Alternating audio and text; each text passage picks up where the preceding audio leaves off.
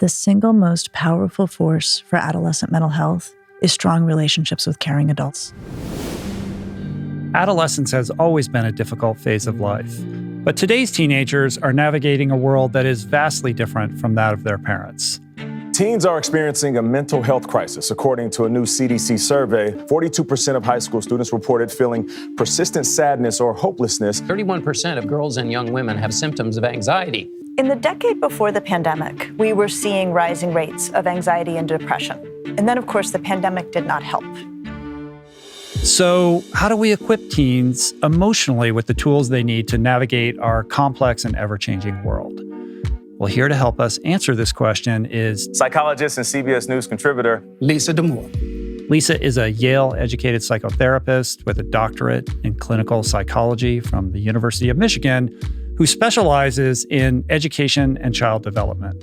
She is the author of 3 New York Times bestsellers, Untangled, Under Pressure, and The Emotional Lives of Teenagers, the latter being the subject of today's exchange. Curiosity plus empathy, or just empathy, is, I would say, overwhelmingly the most effective and also wanted response when teenagers come our way with their distress. Today, we explore the issues that are most pressing for today's teens. We talk about the impact of social media on mental health, the pressure to succeed academically and professionally, and the struggles that come with trying to fit in and find a sense of belonging. But most importantly, Lisa provides concrete, actionable strategies for supporting teens who feel at the mercy of their emotions so they can become more psychologically aware and more skilled at managing their feelings and how to approach friction at home. Before we dive in, though, this episode is brought to you today by Roka. I get asked fairly consistently about the glasses that you see me wearing on the show. Well, the answer is Roka. Specifically, these are the Hamilton frames. I love them. They're super high performance, very light, great optics, and they offer tons of great styles, but the main thing is they never, ever slip off my face, ever. And I'll be sharing a bit more about Roka later. But with that, please enjoy me and Lisa DAMOUR. Well, Lisa, it's an absolute delight to have you back on the podcast. The first time you were on was in April of 2019. So a lot has happened in everybody's lives, yes. Especially in the lives of our precious teenagers. And so you are here today to expound upon how we can better understand our teens and guide them, parent them through what has been a very difficult period and what is a very challenging period for teens, throughout the history of human beings, right? Mm-hmm. But there does seem to have been something rather acute and different about the last couple of years that we weathered. And, your book has been an amazing resource to me as somebody who's parenting an older teen and a younger teen at the moment. And it's that thing where just when you think you got it figured out, like something happens and you feel completely at a loss to how to sort of manage the situation. And so the book has been a real touchstone for me and a great service to many people, I'm sure. So thank you for writing it.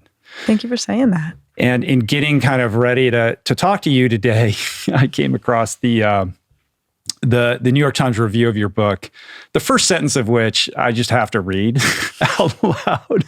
The very first sentence of the review goes like this. You know what's enjoyable about living with teenagers? Nothing. Truly not one thing. They might distract you by appearing to be deeply interesting and funny, but don't be fooled. Teenagers are diabolical.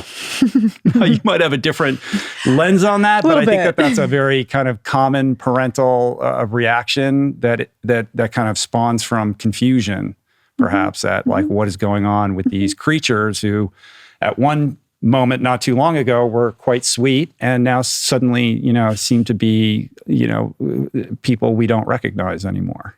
Yeah. Yeah. No, it has never been easy to be a teenager or to raise a teenager. And, one of the kind of broad ways we can walk up to it is to recognize that one of our cardinal rules in psychology is that change equals stress. And I think about if you put a 12-year-old next to an 18-year-old, right? You're not even looking at the same species anymore. Mm-hmm. And that is so much change in an unbelievably short span of time there's no way it's not going to be stressful for the kid who's going through it and for everyone around them. Mm-hmm. And with that, I mean, we can kind of intellectualize that and understand that. But in the heat of the moment, when things tend to get a little chaotic, we default to, patterns or behaviors that are, by and large, not helpful. Well-intentioned, but not helpful. So how do we even, sort of embark upon, understanding this? I mean, I would say just at the outset, as somebody who, my teen years were fraught, a lot of people's teen years were fraught. And, as a parent, as I mentioned, I've got, 2 teens now, and I've got 2 older stepsons who are 26 and 27. So I've been doing this for a while. And, at times I feel like I've learned a lot and I really understand this. And then other times I'm completely out of my depth. But one thing that I have developed is just a huge compassion for teenagers. It's so hard. And of course, the last few years have been uniquely extreme. And every time I feel like I have a grip on it, something happens and the degree of difficulty escalates, and I just don't know what to do. And I find myself misstepping constantly and then trying to figure out how to repair whatever misstep that I made. So I think it's disorienting for most parents. So how do we begin to kind of understand, like, just in the most general sense, what is happening with the onset of adolescence as our younger people enter those teen years? I mean, one of the things that was striking about your book is the neurology of it all and how it actually begins quite earlier than we might suspect. Yeah. So when psychologists say teenager and the onset of adolescence, we have always marked that at age 11, which is much, much earlier than people tend to think. People think 13, you got till 13, teenager, and we got time. And truly, papers going back 100 years, we've marked the onset of adolescence at 11. And the reason for that is puberty is underway. And sometimes it's visible outwardly. And even if it's not visible outwardly, it's certainly underway internally. And that does change the brain. That changes how it operates. That changes the balance of power in the brain. Power is increasingly distributed to the emotional centers. And the experience in the home is that the kid who literally yesterday would let you call them cutie patootie, wanted to go to the store with you, thought your jokes were funny. I think for a lot of parents, it feels like overnight the door closes, literally, to their room. They bristle at childhood nicknames. They don't think our jokes are funny. And it's very, very hard not to feel both shocked by it because it happens so much sooner than is expected, and also very hard for it to not feel personal. And I would say that if I had to describe my work, it really is in the space between parent and teenager. And a huge amount of what my work aims to do is to give the adults who care for teenagers a perspective on adolescent development that makes it clear that adolescence is not something they do to us. It's a really, really challenging phase that they are working their way through, and we're often pulled in ways that don't always make sense or that we don't feel comfortable with. Right. I think we understand that individuation is a healthy thing, and this is a necessary aspect of growing up and healthy in the best way. And yet it still does feel personal, even when you know that it isn't. And so the challenge, like the Jedi approach, is to depersonalize everything and not allow any of this to kind of, impact your emotional, kind of state of being, so that you're not reactive in these situations, and to have that gap, that moment where you can be like, oh, okay, I can identify what this is. It actually doesn't have anything to do with me. Yeah. If you can do that 20% of the time, you're killing it, I think. I think that so often it goes so fast and is so powerful. There's a section in my book called Why Your Teen Hates How You Chew. And it's about separation and individuation. And I remember having learned about these things in school. This was part of my training. And then having my older daughter turn 13 and start to move into that phase where no matter what I did, it absolutely rubbed her the wrong way. And I remember thinking, oh my gosh, like the term does not do justice to how hard this is, how hard it is that when I do things that are like how she sees herself becoming, it's annoying to her. When I do things that are unlike how she sees herself becoming, it's annoying to her. Everything is annoying to her. And I think that part of what helps us to sustain people through those moments with your kid that are just, they're painful, right? Like you're just in it, is to really, I hope, have some, if you feel heard in that, to feel like, okay, someone gets it, that this is a really hard thing with my kid. Or even, that common thing that happens where a kid comes home from school and you're like, how was school? And it's like nothing but complaining. Like that is so much often what happens.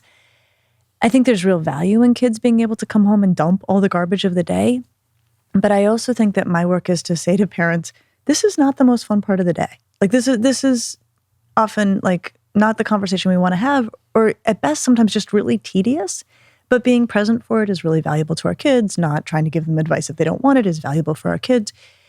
I think that when parents know they're not in it alone, that this thing that feels so specific and personal that's happening in their home is actually happening everywhere, I think that's where I can try to communicate that information to parents in the hope that then when it's happening, it does feel a little less personal or more diffused. Right.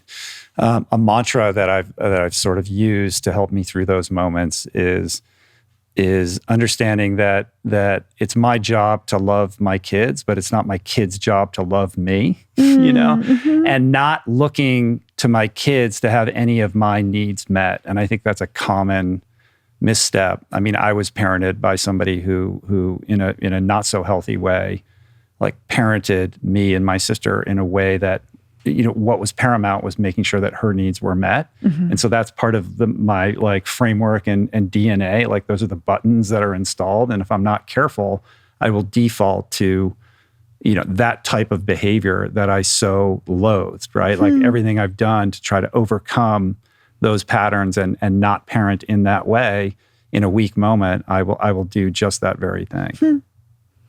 So you're self-aware, which is as much as we can hope for. Often. It's not always enough, though. That's the self-awareness will get is good, but it's a good first step. It's got to translate into some kind of action. Yeah, but I really believe very strongly, like there's no perfect parent, and you don't need to be a perfect parent, right? I think that if parents can be observant of their own histories, observant of how it plays out in their homes, like that puts you way ahead of a lot of parents.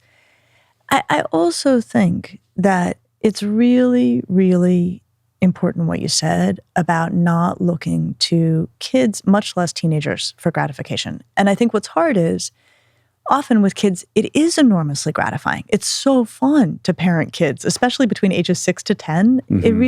It's wonderful and delightful. But I feel like if your kid is approaching adolescence and you don't have in place a way to feel good about yourself or, proud of your, efforts, you need that before your kid hits adolescence because you're not going to get it from your kid. Yeah. And I feel for people who, in taking care of their kids, have given up things that they themselves really draw value from, because I think when their kid does become a teenager and stops finding anything that the parent does particularly pleasant, they can feel pretty empty-handed. Yeah, and that's not where you want to be. This is a breach of the contract. Exactly. I put in all this time. There was a quid pro quo here. Yep. Didn't you know that we made a deal? Yep. It's like, no, I didn't make that deal. Yeah. Yeah. So your work historically has focused primarily on girls. This is different, this new book, because it casts its gaze on all teenagers. So, the obvious question is like, why this book and why now? So the why now and the why of this book actually have the same answer, which was two factors that came along. One was the pandemic. And that was a time where, the needs of all teenagers came to the fore. And I have cared for boys and kids of all genders over the course of my career, more girls than boys or kids of other genders.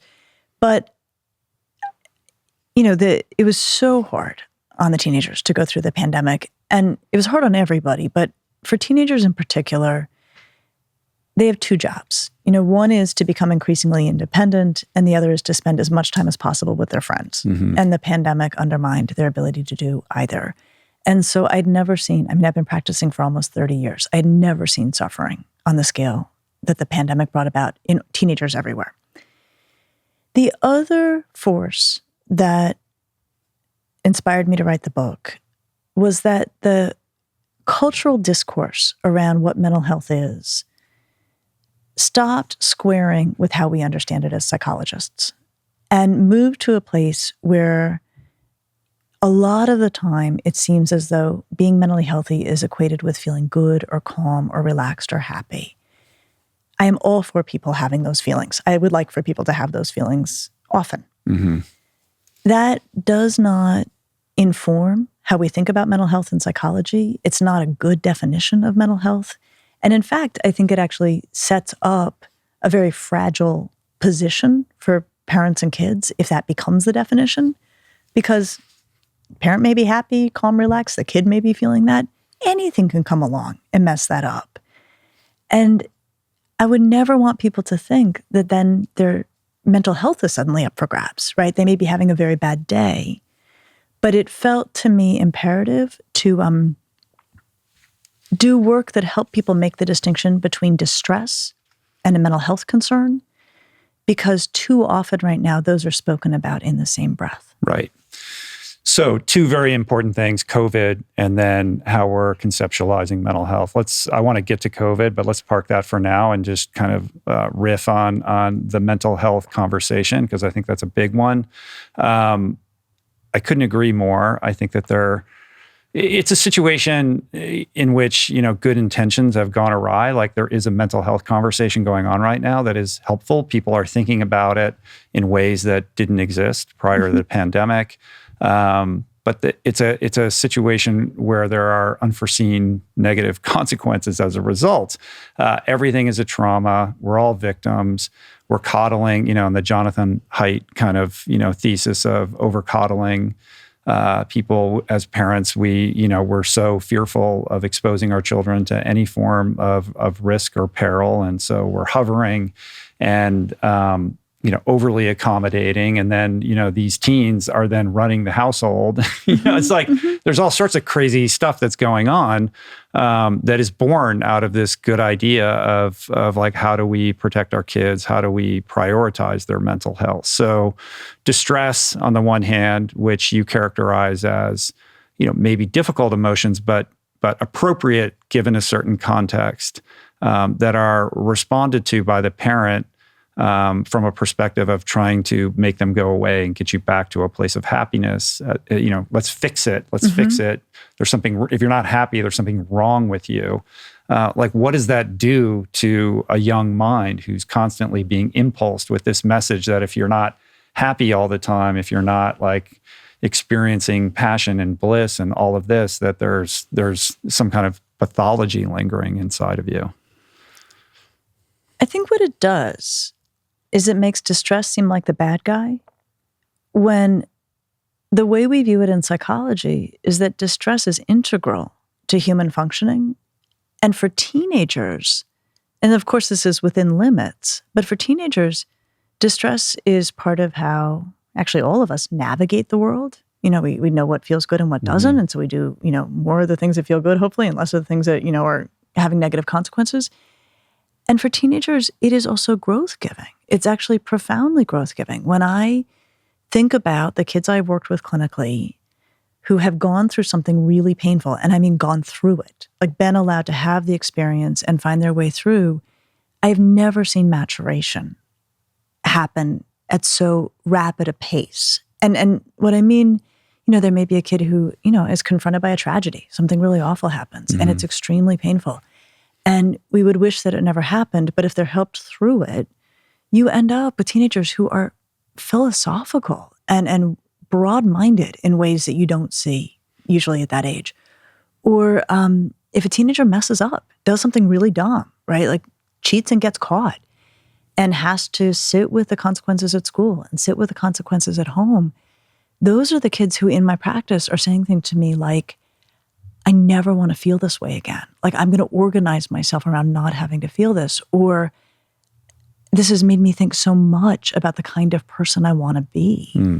And so I find myself as a psychologist right now, in some ways trying to do PR for distress, right? Like, it has a hugely important place really in all of our lives, and then especially for teenagers. Feeling it helps them grow, helps them navigate. And then knowing that they can find their way through, developing skill sets for managing it is actually what allows them to function autonomously. It allows them to move away from us, go to places where they don't necessarily know that it's going to go well.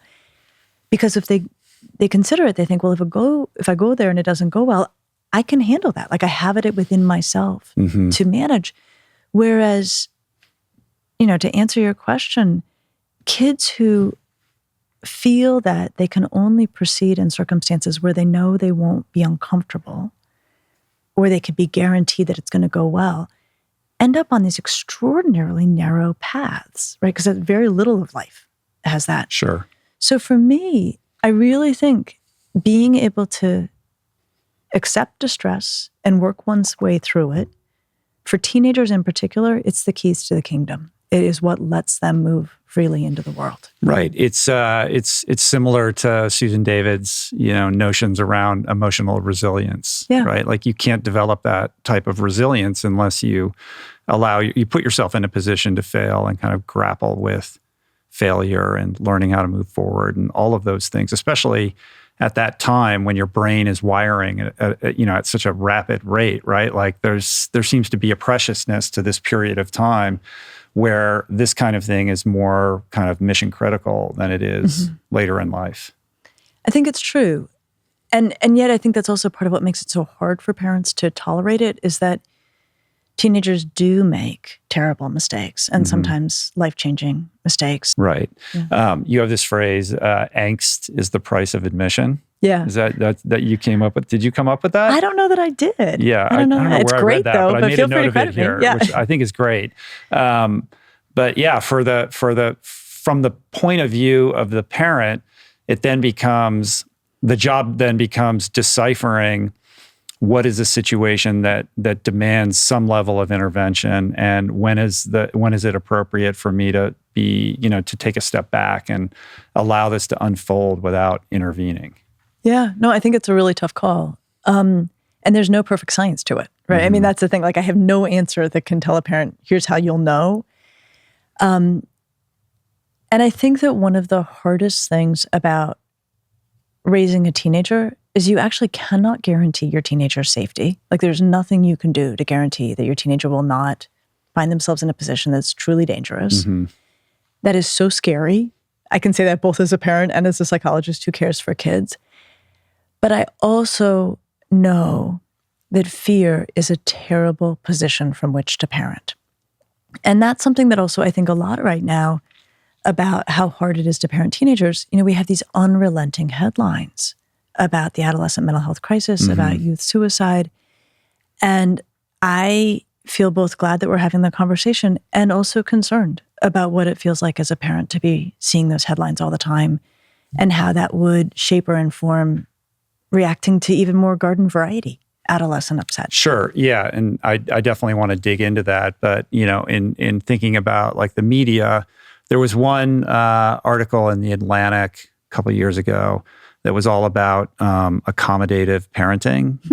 Did you see this article? It's like the anxious child and the crisis of modern parenting. And it's really about the fear that the parents have, when they see these statistics and like, oh my God, like all these teenage girls are having suicidal ideation and loneliness and all this stuff. Like, we've got to make sure that our kid is, and they're transferring all of that fear and that pathology onto their child, from a place, again, of best intentions, but there's a whole downstream, kind of negative reaction, when that child is like, it makes the kid feel unsafe. And then, I guess I should be afraid because my parents are so afraid. And then that's actually exacerbating the situation that you're trying to ameliorate.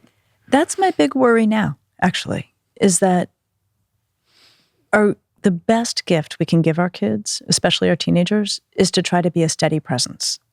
Teenagers experience their own emotions as very, very powerful and destabilizing. And part of how they can feel more secure is if they bring their emotions to the parent and the parent can react, at least outwardly, in a calm way. Right. And I think about it's analog in raising younger kids. You know how like if your toddler is running towards you and then they fall and scrape their knee, that they look at their knee and then they look at your face, right? And we're good. We're really good at that moment. How am I supposed to feel? Yeah, how bad is this? How bad is it? And we have a very powerful and helpful instinct in that moment where we usually are like, you're okay, you're okay. Even if inside we're thinking, oh God, that looks pretty bad. The same is true for raising teenagers, that, for them, a failed test, ruptured friendship feels disastrous. Like that's how they experience emotions. And they come home to us and they lay it in front of us. And the best gift we can give them is to be very empathic and very attentive to it, but not to react at that at their level, much less above it. And so I think the challenge right now in parenting is how to have these headlines all around and try to be a steady presence in the face of what is often garden variety adolescent distress. But if this is your first teenager or you don't do this for a living, how would you know that? I think it's really hard. Yeah, it seems to break down into two categories. You have the teen who is on the emotional roller coaster, and there's lots of chaos and kind of externalization of emotions that get dumped on the parents. And then you have the young person that internalizes everything and says, I'm fine, goes to their room and shuts the door. So what are the differences in how you interface with those two archetypes that are on the kind of, it's all on a spectrum, of course, but, it would seem to me that there would be a differential in like how to think about and approach those two types of young people. So when I think about teenagers, I often think about them as talkers or not talkers, right? And parents in audiences, you can almost tell by the looks on their faces who's got which type of teenager. So there are kids who come home and share a huge amount, and there are kids who come home and are very, very quiet. And that is hard on parents, and it's especially hard on parents when they can tell the kid is in pain.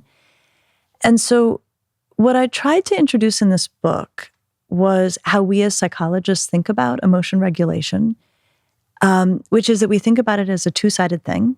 There's expressing emotions to get relief from them, and there's actually reining them back in, controlling emotions, which we put actually on equal footing in terms of their value to overall emotion regulation, which may come as a surprise to some people because we've really moved as a culture very much to the side of like, if there's a feeling, the best thing to do is to talk about it, maybe to excavate it, to talk it to death. Sometimes, maybe, but we actually see there's a huge, wide range of other options that will really be useful. But what I can say fundamentally, back to your sort of these extreme examples, is our ideal is that you see a little bit of both the capacity to gain relief by expressing emotions and the capacity to tame emotions when needed. And this is true both in the home, around garden variety, adolescent distress. It's also how we think clinically. If a teenager is all expression, if their emotions are running the show, calling all the shots, we actually think, how do we get these more tamed? How do we get these under control? And if a teenager is entirely reserved, shut down, bottled up, we think clinically, okay, what's it going to take for this young person to find a way to express? So most of the time, kids are actually doing a little bit of both, back and forth. It's not comfortable for them all the time. It's not comfortable for their family all the time. But as far as psychologists are concerned, they're doing great. What we watch out for are the extremes. Yeah. We're brought to you today by Roka. Glasses are not something you normally think about as a piece of performance gear, which, when you think about it, is kind of insane because you can't perform at your best if you can't see. Well, the geniuses at Roka basically rebuilt eyewear from the ground up. No matter how active you are or how much you sweat, these things never slip or fall off your face. They're super durable, they look awesome, and they've got tons of super classy modern styles to choose from. I've been rocking Rokas for about 4 years at this point. I love them. I'm a big fan of the Hamilton style in gloss black. That's this frame right here, as well as clear, or I guess they call them vintage on the website. And if you want to try them out for yourself, you can do that right now and unlock 20% off your order with the code RICHROLL at roka.com. Or you can click the link in the description below. Okay, back to the show. So in the book, you break this down into two different pieces. You have the management of emotions, and then you have the regaining of kind of control of your of their kind of emotional regulatory system or their equanimity. And then there's a whole kind of discourse around the in the management of their emotions, how to discern when this is healthy versus problematic. And just because a teen comes home and like dumps some crazy story on you and tells you you're horrible and slams the door, they're externalizing whatever is going on with them emotionally. That might be a healthy response to whatever is happening, to not be reactive to that. Your job is to kind of, be just be placid in the face of that chaos as a stable force for that person and resist the temptation to solve the problem for the child. I think that's right. But what I would say is it's important that we have parameters around how emotions get expressed. So the kid may come home and be really angry and have had a terrible day. And I would never say they shouldn't be given a lot of room to express their frustration and their annoyance, with how the day went down. What we're really going to train our attention on as psychologists is whether they express those emotions or tame those emotions in ways that bring relief and do no harm, or whether there's a cost to how they're going about it. So actually, if a kid comes home and just like salts the earth at home as a way to deal with the expression of their frustration, that's costly, right? They're tearing at their relationships at home. That's not something I would want to allow, right? But that doesn't mean I'd want the parent to, engage with them full blast. But I think there may be room once, things have settled a little bit and cooled off, to come back to that teenager and say, look, you have every right to be angry about what happened at school. Like, I agree. Like, that's a pretty lousy thing.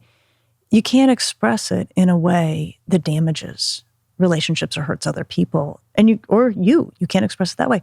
So here's how you can express it. You can say this, this, and this, and this. You can, if you want to go out and like kick a soccer ball, if you want to go scream into a pillow, like you can do all these things that have no cost, but you can't come home and lay waste to family life because you had a very bad day. Just like torch the house. Yeah.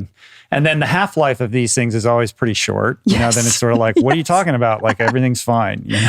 I will tell you, I think the all-time art of raising a teenager is not holding a grudge. Yeah. I think that is really, time is different for them. I've always felt that teenage years are like dog years. Like a year for us is like 7 for them. I think an hour for us is like 7 for them. So we can still be really sore about something that happened. And like, truly, they are so far past it, they don't even think about what happened. Right, like you're still thinking about that? Yeah. Like they're 10 steps down the road, So I think that if we're going to enjoy our teenagers, which we should, I think a lot of it is saying our piece around behavior when we need to, but then meeting them where they are. And if they're in a better place, like, let it go get there. And what about the child who is internalizing everything, who's reclusive? That often leaves the parent in a state of distress because they just don't know what's going on, right? Like, they may think, well, that kid doesn't seem, well attuned to his or her environment, doesn't quite seem happy, but we don't really know what's going on, and that can be a scary place for a parent. And then, what is the typical kind of parent response to that? Where do parents go wrong in trying to decipher that and understand what's happening so that they can, be of maximum service? Yeah, no, it's interesting. Sometimes I'll be with an audience and a parent will tell a story about their kid who just talks and talks and talks and complains and complains and complains. And then another parent will raise their hand and say, I wish my kid were telling me what's going on. Because it is, as you described, it's worrisome to parents. So the first thing I would want to rule out, right? Like clinicians, so we think about like, what do you want to rule out in terms of how worried to be? So one is like, is the kid using substances? Like a lot, right? And when we think about ways that emotions get tamed, substances are extremely effective and extremely powerful. And that is one of the, kind of high likelihood ways if a kid's going to handle their emotions, tame them in a way that's going to be costly. That's a very high likelihood way to do it. So first question I'd have is, is a kid abusing, right? Is a kid using substances in a way that's concerning? And then you deal with that. The other way that kids tame emotions that can be very problematic over time is by sort of chronic distraction. That, they have an uncomfortable feeling and then they are on video games for hours. And distraction has its place in helping us maintain our emotional equilibrium. But some kids are working so hard to not feel things that they are constantly distracting themselves. And often technology is where this is happening. So much so that it starts to cost them in other areas, right? They're not making friendships. They're not getting their schoolwork done. So in terms of like levels of when to worry about a kid who's very reserved or not sharing with a parent, I would first, worry about substances, worry about constant distraction, and tackle those as the problems they are. Then there are the kids who just aren't big talkers, right? They're just not big talkers or they're very private. And there are a couple of ways that parents can think about how to change that with their kid. One is teenagers are organized around autonomy. They want to become increasingly independent. And so it shouldn't surprise us that they may not be in the mood to answer our questions when we are asking them, right? If we're at dinner like, okay, how was school? What happened? It happens all the time. The parents are like, your kid's like, fine, nothing, right? And so one thing I was so delighted to discover in writing this book is something that was happening in my home and that I think a lot of families think is just happening in their home, is that the kid who tells them nothing after school, at dinner, asking great questions, parents getting nothing, waits until the parent is in bed and then is suddenly standing there as chatty as can be. And when I realized this was like near universal, like this was happening in so many homes, I thought, okay, well, this is fascinating. And what I think is happening is the teenager is satisfying two needs at once. They want to be autonomous, but they want to connect with the parent. And so if they wait till we're in bed, they decide if there's going to be a meeting. They decide the content of the meeting because they know we're not going to bring up new topics at that time. And they decide when it ends. So what I would say is maybe your kid's not a nighttime talker, but I have become increasingly aware there are kids who don't want to talk when the parent wants to talk, but they will text with the parent or they will have conversations in the car, that they need a lot of tight control over the conversation in order to have it. The other scenario that comes up is that the teenager doesn't want to talk because the parent stepped in it. The parent did something when they did talk that made the kid uncomfortable about opening up. And when I've asked teenagers, like, that thing where you're clearly upset and your parent's asking what's wrong and, you're just shaking them off. They're like, yeah. I'm like, what's the deal? Like, what's the deal? And they're like, well, there's a few different reasons. So the reasons they give me, they say, well, sometimes it's because we know what you're going to say. So I'm upset because I messed up my math test. And it's the math test that you asked me if I was ready for, and I told you I was, but it turns out I was not. And so if I tell you that that's the issue, I'm going to basically get an I told you so. And I don't want to hear it. So I can't tell you. Another reason they'll give me is they'll say, you're going to blab, right? So I'm going to tell you about something that's happening for me or a friend. And then the next thing I know, you're going to be on the horn, either with the school or with the neighbor or with your sister. And I did not mean for this to leave the house. And so I'm not telling you stuff. And then I thought this was so beautiful. A girl said to me, here's the deal. By the time I get home, I am 90% of the way over whatever I was upset about. And rehashing the whole thing from my parents is not going to help me feel better. So I think we sometimes want to be attentive that like they know us, we may have stepped in it. And if we have to apologize and try to, repair that. And I think teenagers can be pretty forgiving. If you're earnestly apologetic, I think you can open channels of communication. There's so much in that. Yeah. I mean, allowing the teen to set the parameters for these types of discussions, not trying to force them, trying to refrain from judgment or, stepping into the, on these landmines that are typically the things that cut off communication, right? Resisting the urge to try to solve the problem or step in and intervene. Or like tell some story about what happened to you when you were that age, which is like the worst, You right? want to end the conversation.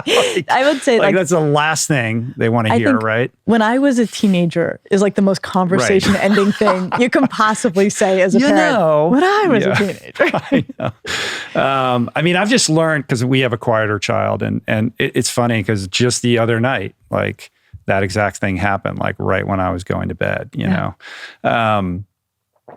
And you have to just, like, you live for those moments because you can't compel them.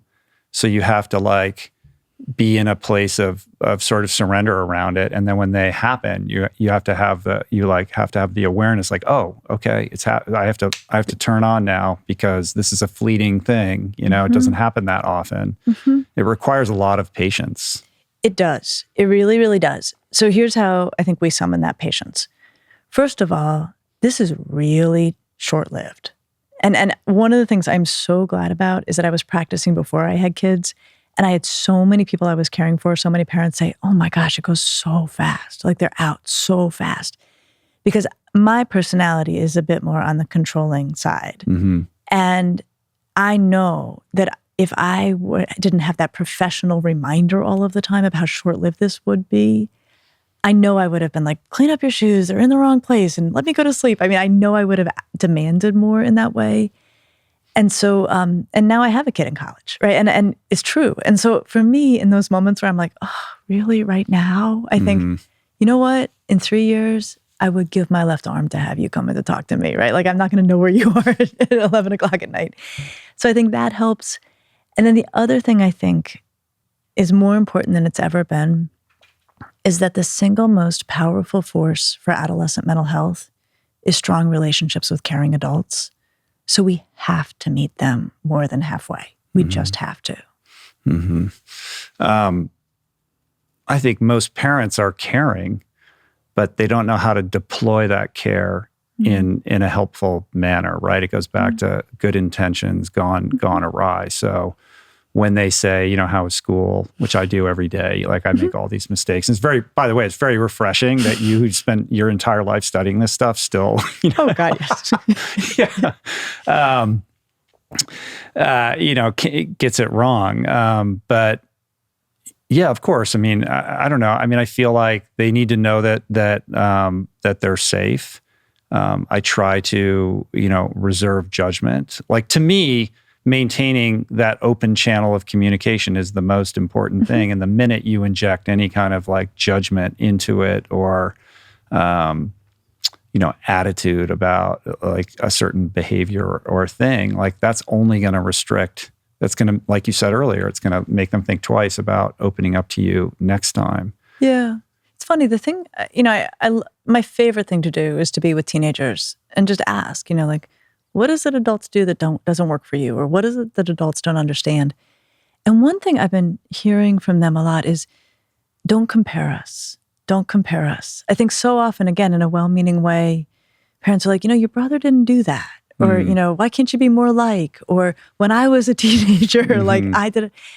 And it just rubs them the wrong way so much. You know, Betty's son is doing great. Yeah. What's up with you? You know, and again, I'm with you. I don't think any parent is setting out to do wrong by their kid. Like, I think we are desperate to do right by our kids. And there is almost nothing in parenting that I would point to that is not well-intentioned. But the best thing about teenagers is that they will tell us straight up what does and does not work for them. And I think we need to take it seriously. So we talked a little bit about the managing of the emotions part. And then there's the regaining control aspect. How are teens, you know, what are they looking to kind of self-regulate? Like, is it taking a bath with essential oils, or is it, you know, going on a video game for 6 hours, or sticking their head in a bong? Like, it can be all of these different things, right? And I thought what was really interesting in the book was, look, if a kid has a hard day and they come home, and then there's one example of one teen who then, you know, plays a video game for an hour or whatever, and that's what he needs to kind of like down-regulate, and then he gets what he needs out of it, and then he's ready to like focus on his homework, or like, he's okay, right? That's very different from the person who can't stop scrolling or has a more malignant relationship to whether it's technology or substance or whatever it is. And so from the parental point of view, again, it goes back to how do you discern the healthy, response versus the unhealthy one.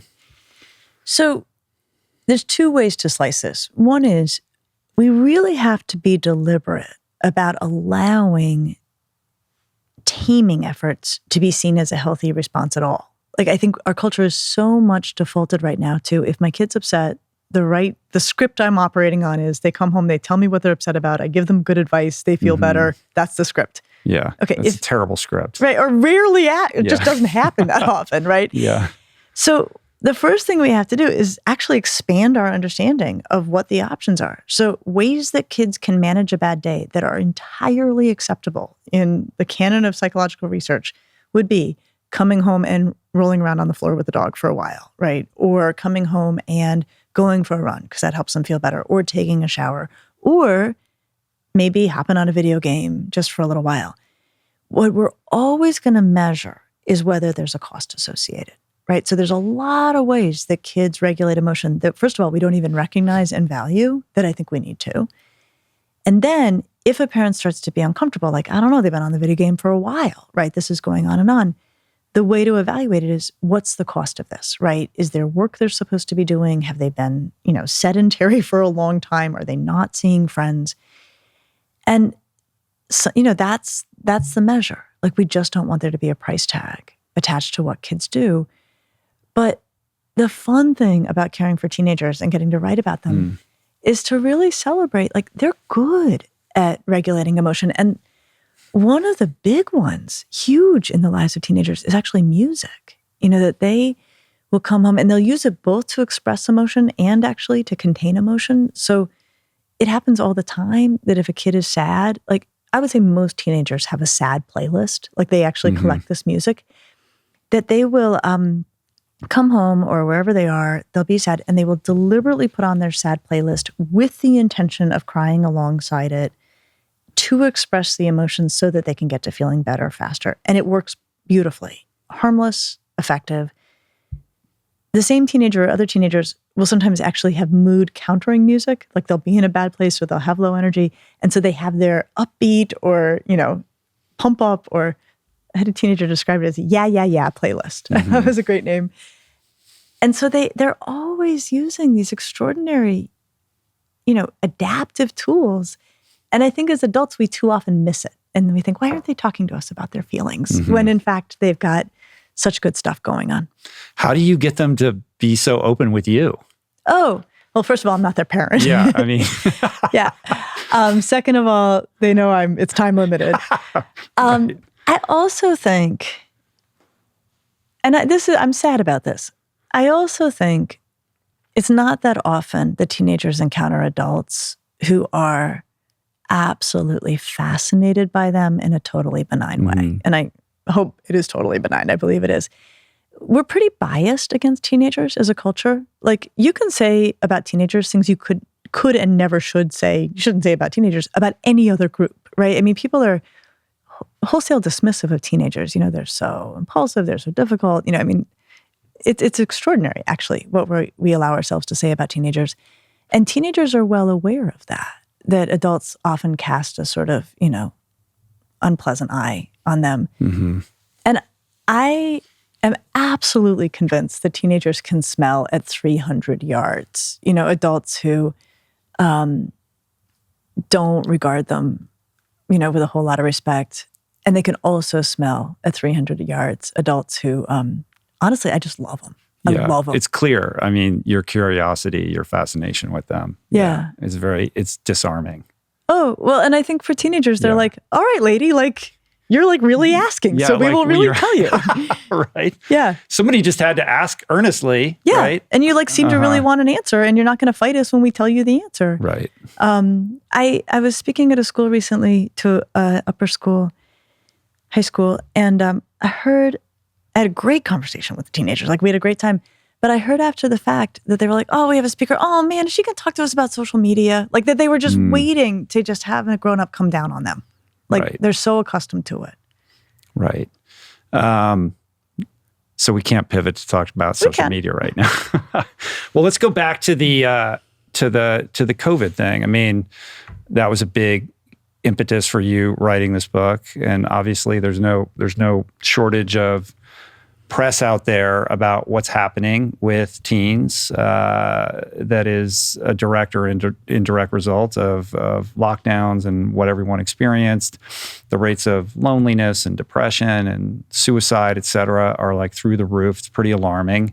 So how are you thinking about this? Like, give me your take on what it is that teens specifically had to endure during that period of time and the sort of short and long-term impact that it's having on their development. Yeah. I mean, I had in my home, I had a high schooler and an elementary school student. So I was living with it in my home. And the isolation alone was torture for a lot of teenagers. They are just not designed to be stuck at home with their parents. It's really the opposite of what they should be doing. And we saw all sorts of things, right? Incredibly sad teenagers. We saw an explosion of eating disorders and huge anxiety that in some ways we've seen the aftermath of the anxiety or the impact of that more now that we're asking kids to be out in the world, right? When kids were required to be at home, they were anxious, but they weren't asked to do anything. So their anxiety didn't actually get stirred up. But we are seeing now across like all districts, like regardless of socioeconomic status, incredible school truancy or chronic absenteeism, or, you know, you can call it a lot of things, but kids just not going to school. Like that is something we are continuing to see. So there were things we know we saw in the pandemic. There's some things we know we're seeing now. So we are seeing the school truancy question. I think we're still waiting on the data on what the longer term effects will be. There was a report that just came out that was very concerning, that reported a lot of, it was the CDC report, a lot of loneliness, a lot of despair. What's tricky about that report is those data were collected in the fall of 2021, and they were asking about mood over the previous year. So when those data came out in February of this year, I went and actually looked at some writing I had done around that time in the fall of 2021 about where were teenagers. They were so miserable. Like as a group, they were so miserable because what was happening for them is they were starting their third school year disrupted by the pandemic. And so even kids who were going back, they were often going back in masks, which they had strong feelings about. A lot of kids were really anxious about returning socially. A lot of kids were really scared about getting COVID. And even the kids for whom things on the surface looked really good, they were telling me they're going to take it all away. Like we're going to settle back in and it's going to all get ripped away from us again. So I'm grateful for those data because they map on to what we were seeing at the time. And I think the thing that's so hard is there's such a long lag between the collection of the data and the release of the data. So I'm very eager to see, you know, what we find out in a year, because anecdotally, we're seeing like in general, kids who are able to go to school and are back at school, in general, like they look pretty good, right? We have kids who continue to suffer tremendously, more than there were before the pandemic, but there also was suffering before the pandemic. And we have kids who, without question, were knocked off of their developmental trajectory by the pandemic. But on the whole, a lot of teenagers are looking like teenagers, you know, in the ways that I have recognized for my whole career. So we're still trying to figure it out. Right. So that study, I mean, I saw a study recently, I don't know if it's the same one, that said something like 6 out of 10 girls were reported being persistently sad or hopeless, or something like 30% of teen girls had contemplated suicide. I don't know if that's the same one. It's the same study. So it's reporting back from that period of time. So then the question becomes, how resilient are they? Right. Are they bouncing back or not? You know, what can we learn, and what you know, where might we be going wrong by reading too much into this, I suppose. That is a worry I have, which is when those data come out and a lot of the way it gets reported leaves readers with the impression these are fresh numbers. I think it's very scary to parents. And then I have concerns as a psychologist of like, well, if we terrify parents, that does not actually make it easier for them to serve as a steady presence in the face of adolescent emotionality. So there's this very delicate dance of both wanting to raise awareness, making sure we are incredibly attentive to warning signs and when we should be very concerned about teenagers and speeding them towards care, versus also not projecting all of that, putting everybody on the ceiling. Mm-hmm. Right. The other wrinkle to that also has to do with gender differences, which we haven't talked about yet. In the most general sense, girls are going to be more likely to kind of report their emotions, right? Whereas boys process these challenging times differently and perhaps are more likely to be acting out than reporting that they're anxious or depressed or sad, right? So that also skews the viability of those data points. Yeah, right. I mean, so these are self-report studies. So they're asking about distress. The girls who were surveyed reported a great deal of distress. Exactly what you said. We would expect to see the corollary. One of the rules in psychology is girls collapse in on themselves under distress. Boys tend to act out. I don't know that you're going to get a super faithful accounting all the time of boys describing all of the ways they were hard on their family or the people around them as an expression of distress. And so the girls do come out looking pretty bad relative to boys, but I'm not sure that's a very detailed or subtle or nuanced picture of what was happening for boys, who also can mask their sadness just by withdrawal. Right. But even under the most kind of liberal or generous, review of that study or those data points, it's clear, like, it's not great. Like, no, it's not great. No matter how you split it, like, it's a shit show, and we should be paying attention and trying to understand what was driving that and how to, kind of course correct that, right? Like, similarly, we had a now 13-year-old, and it was really hard, like very lonely and very difficult. And of course, the isolation is going to drive more screen time, more social media usage, which is then, compelling that person to be in that mode of comparison. And these people are living their lives this way, but I'm over here. And like, that's driving low self-esteem. Like there's a lot going on there, right? So social media is not benign in any of this. So how do you wrap your head around that or speak about that when you go out and talk to kids in schools and in your counseling? So the social media research is complicated. The views on it are complicated. Here's my take on it. I have a lot of thoughts about it, but here's some. One is, when I think about kids in the pandemic and social media, part of me is like, thank goodness they had a way to stay plugged in. I mean, can you imagine if during our own adolescence, we were stuck in the house like we were, and like 3 channels and one phone line, right? I mean, that would have been even worse, I think, in many ways. So their ability to stay connected had value. The thing that made me nervous and continues to make me very nervous about social media is the algorithm-driven nature of what kids are presented. And so that anything a kid, I think most people know this, but I think it's still worth articulating, actually anything a kid or that we spends time looking at or searches for or likes or comments on, the algorithms driving these social media platforms will pick that data up and then present them more of that in the aim of getting them to not be able to look away. And what I think about with those algorithms are norms, that teenagers are very vulnerable to the norms in their environment. And so when I think back to the eating disorders finding, where we just saw so many eating disorders in the pandemic, there's a pretty decent consensus that probably what drove a lot of that is that we have kids who are home, they have tons of time on their hands, they have tons of energy to do something. So they do a little searching for fitness or weight control or whatever. The algorithms pick this up and start flooding their feeds with imagery related to dieting or advice on dieting.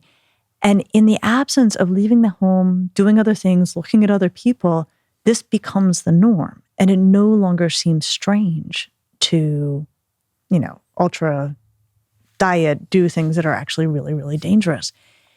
And so when I worry about social media, what I worry about is that it can shift the norms for kids and change what they think to be typical. And so there were a couple of situations that I was aware of clinically where it was actually the older sister who went to parents about, I think it was in both cases, a 13-year-old boy, saying, you all need to know he went down a white supremacy rabbit hole and is way down it. And the parents didn't know, didn't really have a way to know. But for these boys who are home, nothing else going on, this becomes normed. And things that should be horrifying start to just become kind of standard. Right, gets normalized. Yeah. Yeah, it's really scary. Obviously in the teen girl context, it's issues around body dysmorphia, et cetera, that can be quite pernicious.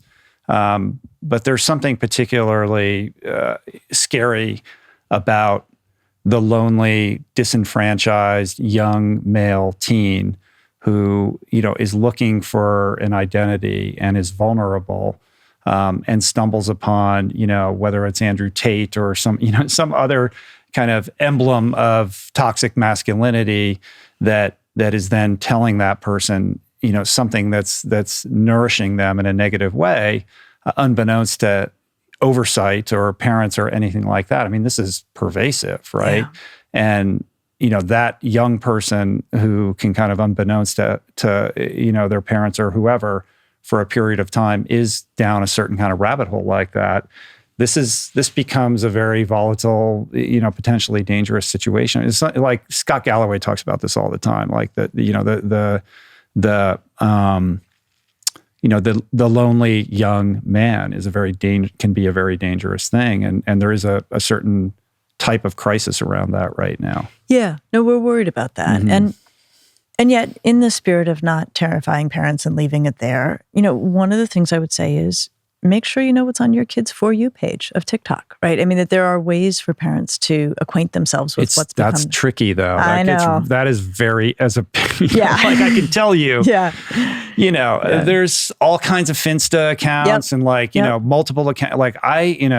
It's very hard for a parent to delicately dance around that. Like, you want your child to have some autonomy and respect their privacy, not be invasive, while also being able to kind of monitor that is easier said than done. It is true. It is true. The other thing I would say is delay as much as you can on social media. When I talk with high schoolers, they're like, we're not the ones you need to be worried about. It's the seventh graders. And I think that's often. Why is that? I think that they're, seventh graders are, 12 to 13. They're very concrete in their thinking. They're not necessarily able to stand back from what they're looking at and wonder, what is behind this or why might this be happening?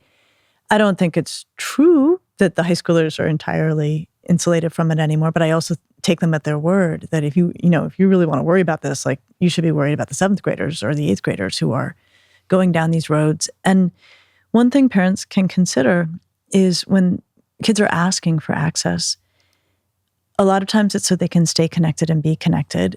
And a lot of times having the ability to text their friends will go pretty far for a while. That when we give kids technology or we give kids phones, I don't think parents should feel like they hand over the whole thing at once.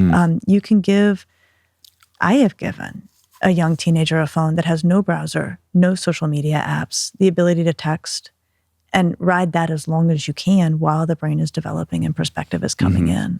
Yeah, you talk about this in the book, the young person is so desperate to get onto these social media apps that you're in a position of power to dictate terms, right? You're like, okay, well, we'll do that, but then I'm going to have to have the login credential, and so they'll agree to that because they want to be online so badly. Absolutely, I missed that whole boat, by the way. Well, a lot of parents do, right? I mean, it's a hazard to be a psychologist parent. Occasionally, though, it gives me the leg up, right? Because I've seen these things before. I have to do them in my own home, and I think truly what it is that kids want to be able to show their friends they have the device. I mean, often that is more powerful than I think a lot of adults realize.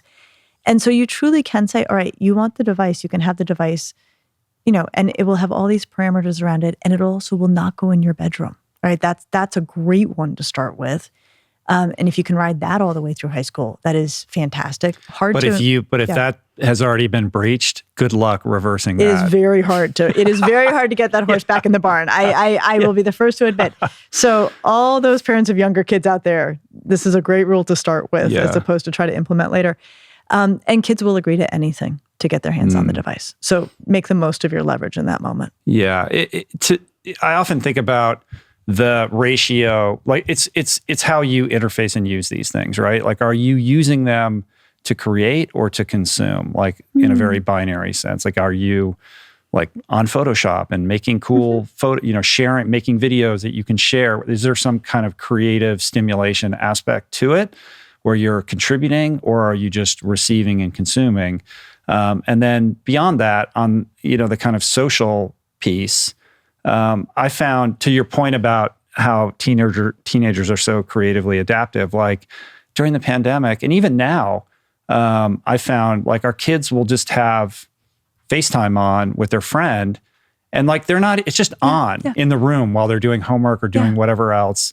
So they feel connected to somebody else, even though they're alone in their room. And maybe they'll talk to each other here and there, but it's just like this idea like, oh, we're together, even though we're not together. Yeah. That's a use case that I don't think any adult would have ever conceptualized, but I think that's a pretty common thing now, right? Absolutely. Which is cool. Like, I think that's that's a cool workaround for that piece of technology. Yeah, no, it's very sweet. I know a lot of kids who study that way, and I've entertained it myself at times when you have a big bunch of work and you feel sort of isolated with it. If you weren't alone, you'd feel better. It's an interesting, I'll tell you where it takes a very interesting turn.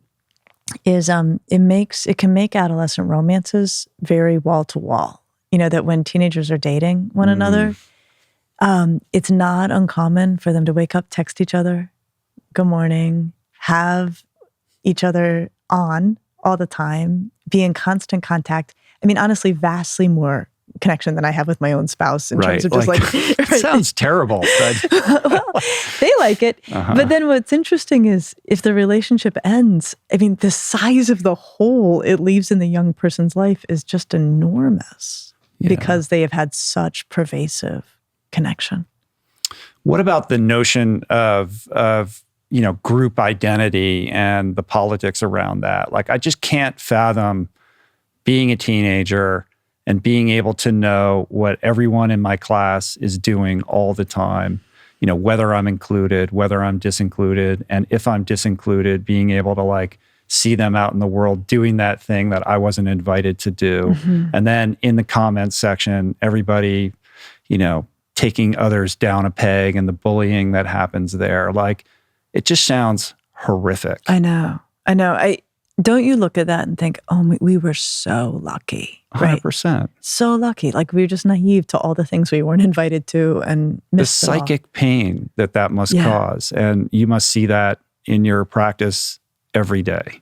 I do. And I truly will say, it's interesting. There are things that we can collapse that we don't want to collapse. So we don't want to collapse social media or technology because, like you say, like these have a lot of facets that are interesting and often adaptive for kids.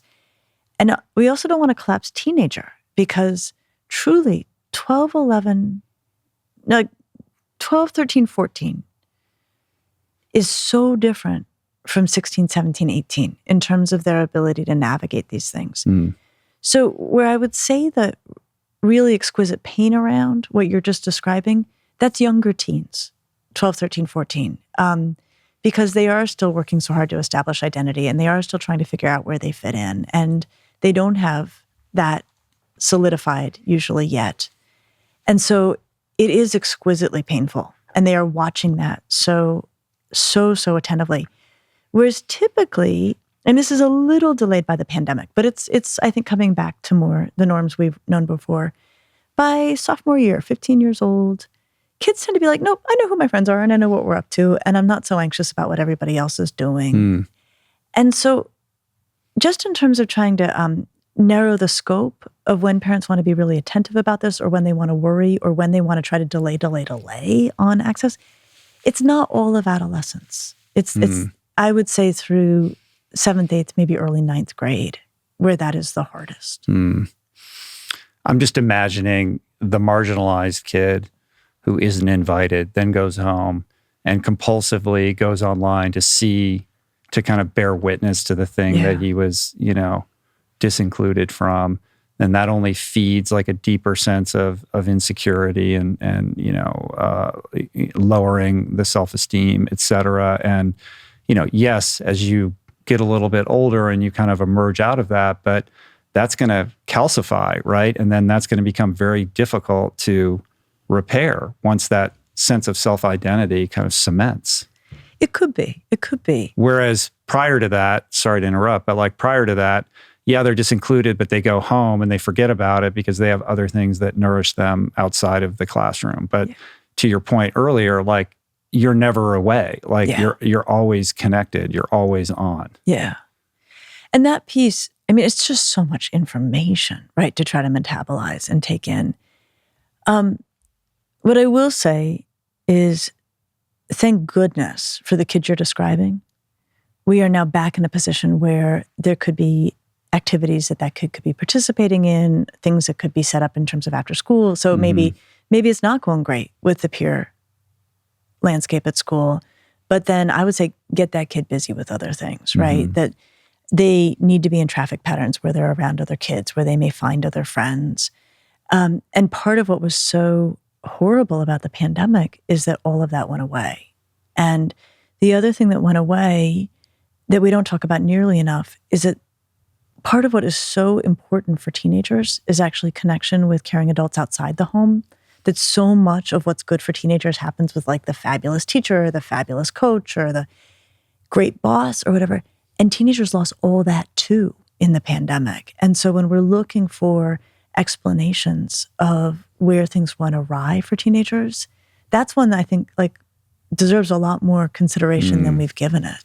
I think that's a really important point, that the impact of, coaches, mentors, teachers, like it takes a village kind of thing. And even before the pandemic, we have seen the, kind of exacerbation of isolation, the dissolution of the kind of village notion of, how we live. And, certainly in Los Angeles, it's so dispersed.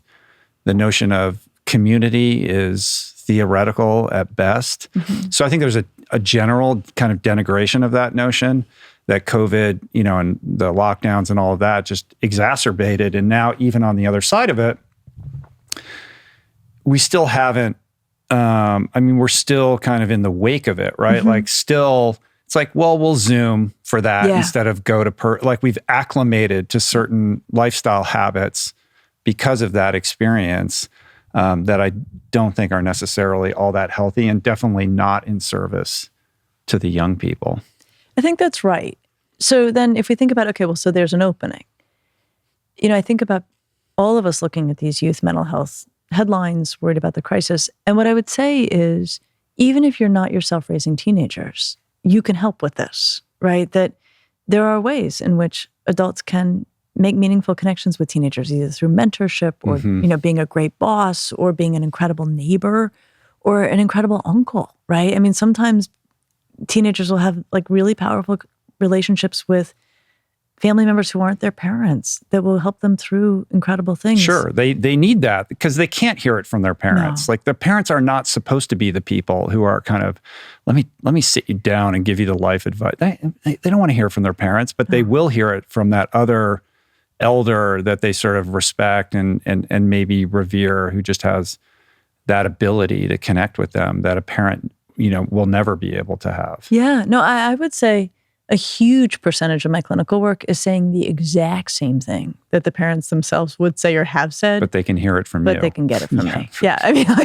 I'm sorry that I need to charge you for this because you are covering this at home, but this, that's a lot of the work. Yeah, and when those moments arise and the kid is talking to you, another mantra that I always use is just tell me more. Like instead of let me tell you how to fix this, or I can't believe you did, like judgment, like we're like not trying to solve the problem, not telling them what they did wrong, but just that must be hard. Like tell me more about what that must be like. Like if I can, and I'm not saying I'm great at this, but when I can do that, like that seems to be something that will create a little bit of a safe zone that will make the kid open up even a little bit more. Yeah. I'll tell you my version of that is I always work with the assumption that teenagers have two sides, that they have the side that maybe did the dumb thing and it's impulsive and maybe immature and, maybe self-centered.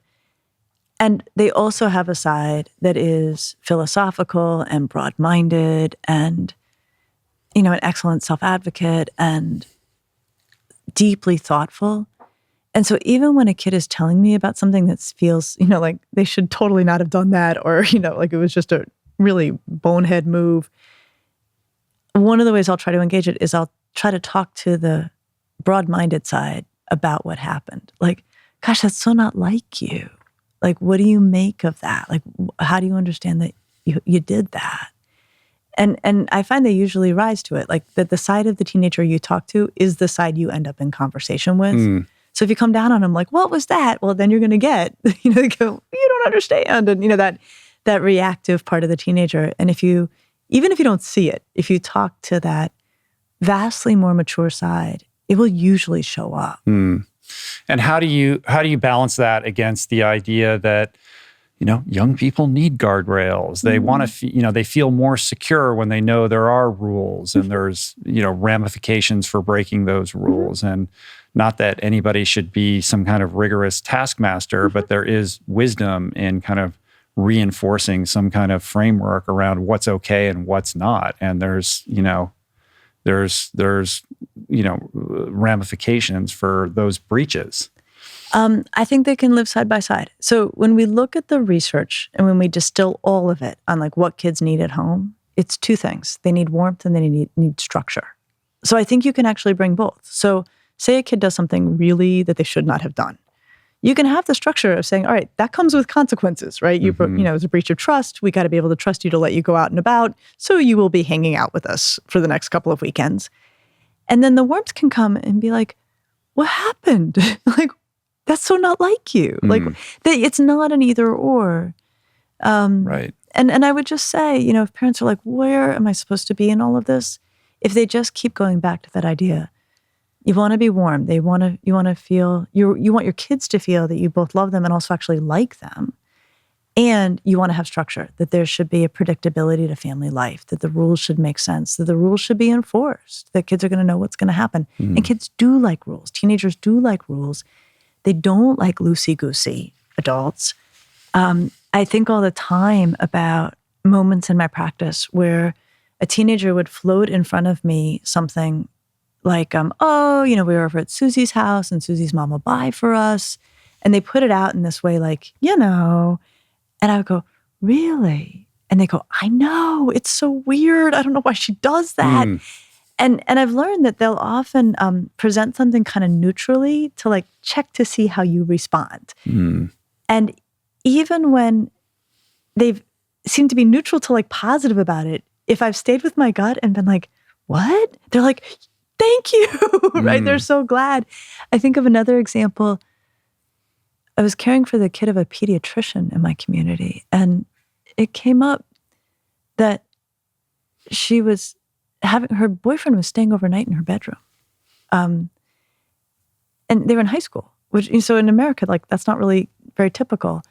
And I said, oh, your folks are okay with that? And she said, I know, I don't know why they are, and she had presented it like, this is just kind of happening. And when I called the question, it turns out she was asking me a question and telling me about it. That's super interesting. Wild. Yeah. The best thing, here's the thing about teenagers. They are like so able to detect dishonesty and hypocrisy, like so much better than at any point in life, like better than kids, better than adults. And they really, really respect honesty.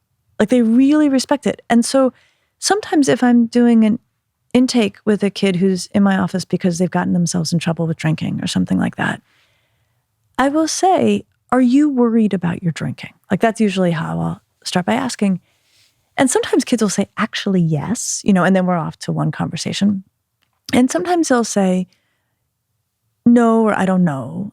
And I will say, I don't know yet how I feel. about your drinking. I'm just going to keep you posted. But based on what you're telling me, I'm not so sure that this is working for you or that this is safe, what you're describing. And I'm amazed by how accepting they are of that. Like they would so much rather you play your cards face up, even if they don't like your cards, than have it seem like you're bluffing.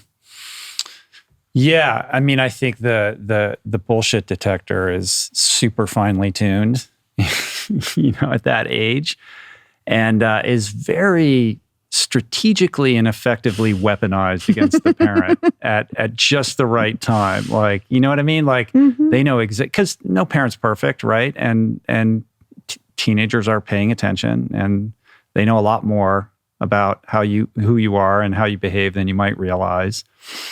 And don't people in glass houses shouldn't throw stones. And so when the parent comes down on the teen, don't be surprised when the barb that comes back is just absolutely savage. Yeah, and dead on. Right. That's what makes savage in the most honest and like insightful way. Yeah. That will bring you to your knees. It'll be brutal. And I have in myself, I'm compulsively honest. Like I just like, I can't. And I think that's why I like teenagers, because I feel like if I'm doing right by them, like if they feel like I'm all right by them, then I feel like then I must be right on the right. That's a very insightful thing to understand, I think. Yeah. No, they have very high standards, and you can lose their faith quickly.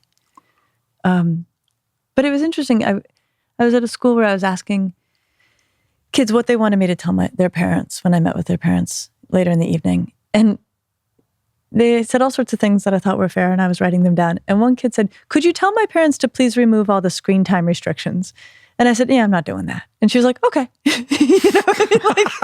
Like she would have really thought less of me if I was like, "Sure." Yeah, I gave it a shot. Yeah, I was like, right. And she was like, "Okay." Right. And so I encourage people to just play their cards face up with teenagers. One final thing I wanted to ask you about the COVID stuff before we move off of that completely is something I've noticed around just how teens are kind of processing and dealing with a low-grade kind of chronic fear. Like if COVID did anything, it kind of taught young people like the world's a scary place. You should be afraid. There's this invisible thing out there that might harm you, and you need to wear masks or stay at home or stay away from people.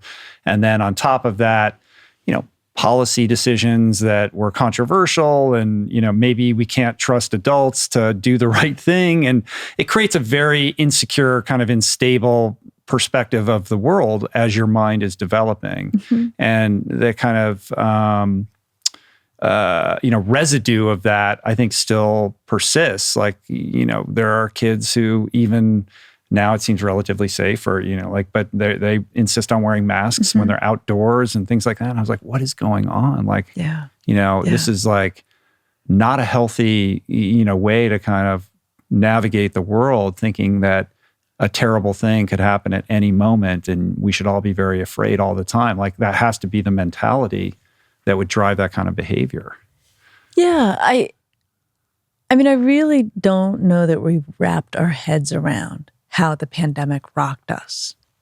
And I think actually for a lot of people, it was a real loss of innocence, around like how the world operates. And I mean, I think so, if we think back to like, I'd place it around March 13th, 14th of 2020, when you were living your life one way, one day, and then completely upended the next. So I think it has jarred teenagers. And I think there are kids who started to use avoidance and withdrawal as a way to manage that distress, and that stuck. And that can happen. Avoidance feeds anxiety. The more you avoid what you fear, the more you become afraid of it and continue to avoid. But I think there's also something even bigger than that, which is teenagers, like they follow the news. And unfortunately for them and for all of us, the news is with us now all day, every day. And they think about things like climate change. They think about gun violence a lot. There are a lot of kids who are really anxious every day in school because of fears around guns. And I know there's questions about like this mental health concern, rising mental health concerns we're seeing, and is it the sort of the times, and has it made? And people will say, well, but there was like, we grew up in the Cold War where there was always this sense of like, possible nuclear war. And then there was the World War II before that. And so people will dismiss the kind of, doomy explanation for why teenagers are distressed. But I think like, okay, but when I was a teenager, the Cold War came to mind every once in a while, right? If I happened to read a paper about it, catch a new, it wasn't Except on when my... the day after Oh, that was premiered, horrible. Which was the worst. And I'll never forget that. But okay, so that was a single exposure to media about it. And it, like the jarring impact it had on us, right?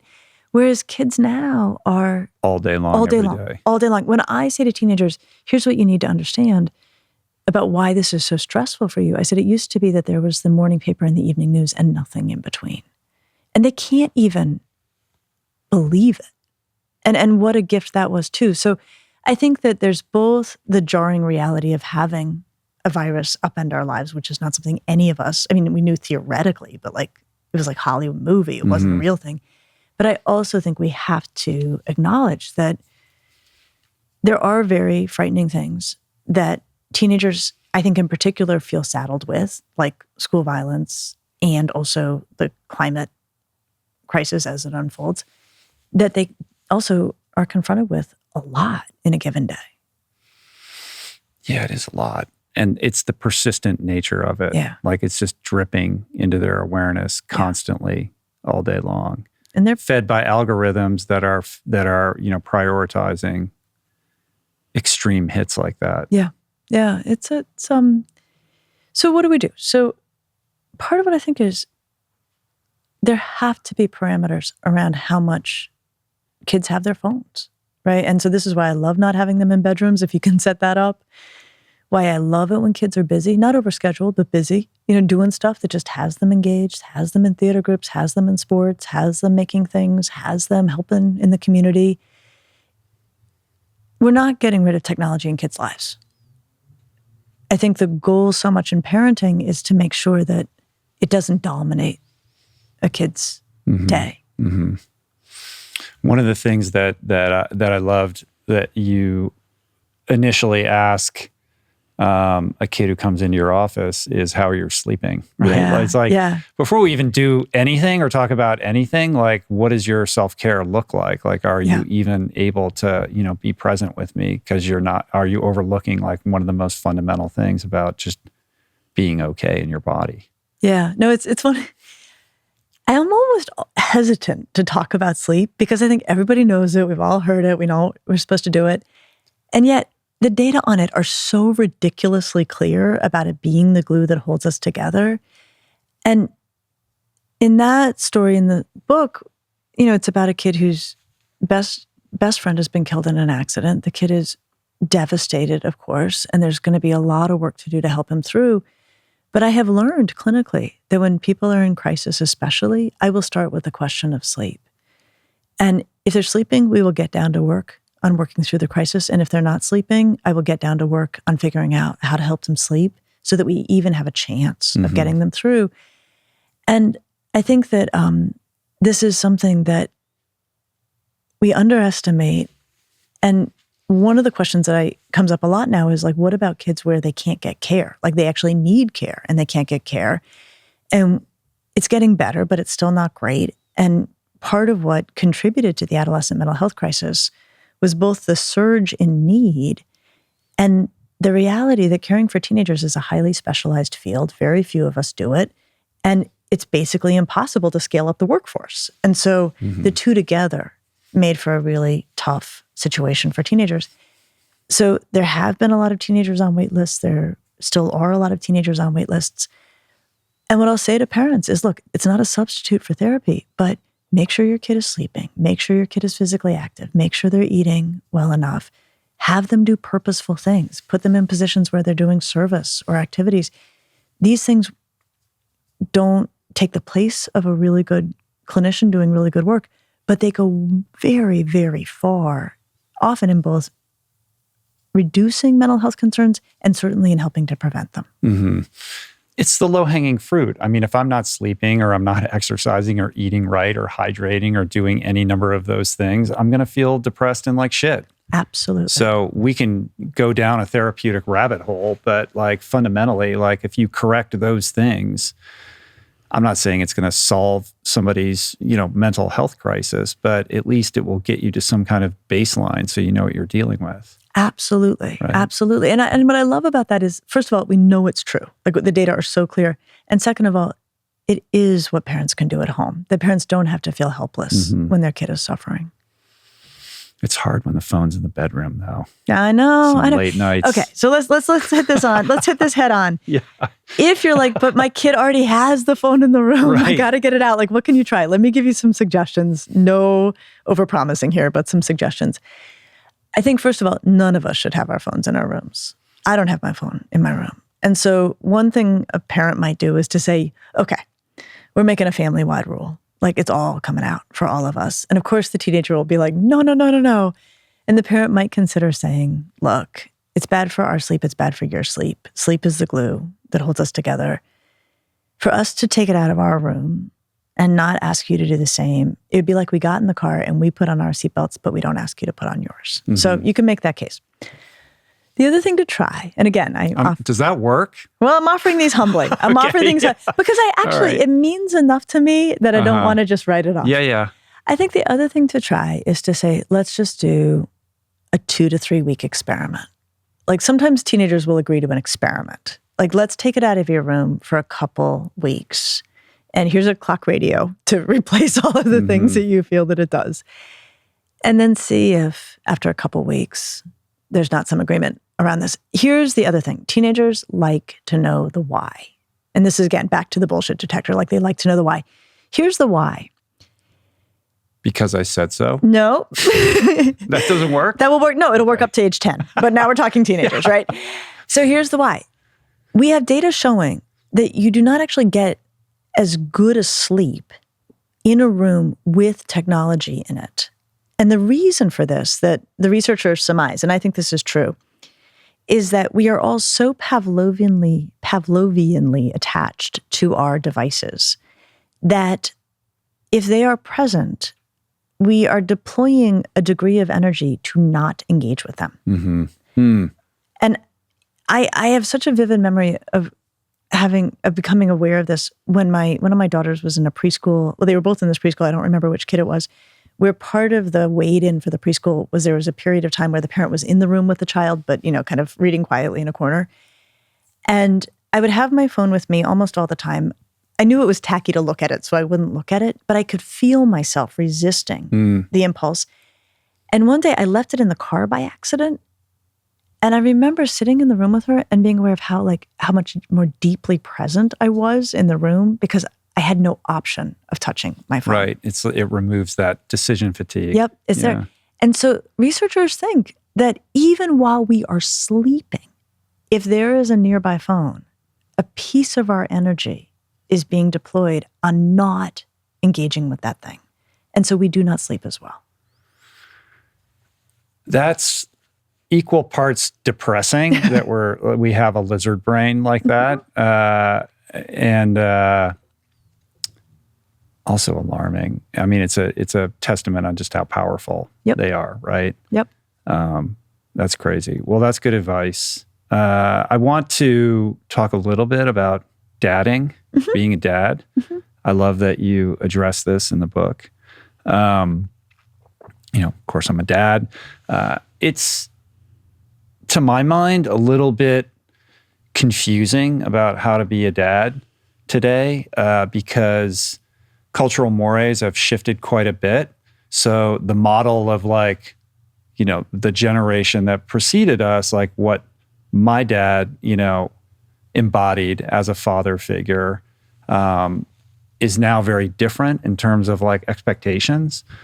You have to be, you don't have to be the provider, but there's sort of a, I'm going to provide for my family and I'm going to be the head of a household and I have to be, strong and firm, but I also have to be emotionally available and I have to be able to go to all the school activities at Tuesday at 1:00 in the afternoon. And it feels like you kind of have to be all things all the time, all at once, which, as somebody, I talk to a lot of dads, and I think there's a lot of dads who are confused about how to fulfill all of those buckets and be an effective dad to a teenager. Yeah.